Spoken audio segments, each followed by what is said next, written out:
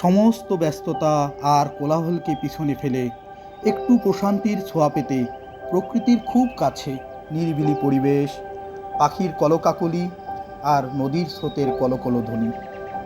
তিস্তার বুকে কালমাটি চোখকে করে শীতল, মনকে করে শান্ত, আর শরীরে আনে প্রশান্তি।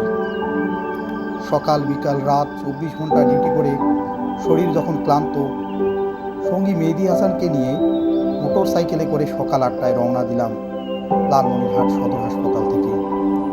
সাপটিবাড়ি বাজারে পৌঁছে হাতের বামে সোজা চলে গেলাম নদীর তীরে কালমাটিতে।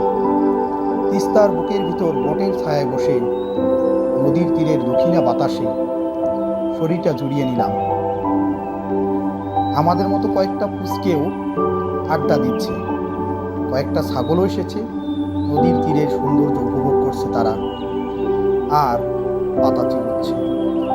কয়েকজন জেলে নৌকা নিয়ে বেরিয়ে পড়ল নদীর বুক চিরে রূপালী মাছ আহরণ করতে। আমার মতো সঙ্গী মেহেদী হাসানও কিছুক্ষণের জন্য হারিয়ে গেল আকাশ, নদী আর মোবাইলের স্ক্রিনে। ঘন্টা দুয়েক বিশ্রাম আর বটের ছায়ায় আদা লেবুর লাল চায়ে চুমুক দিতে দিতে কোথায় যেন হারিয়ে গেলাম আমরা দুজন। প্রকৃতির অপরূপ সৌন্দর্যের এক ক্যানভাস এই কালমাটি।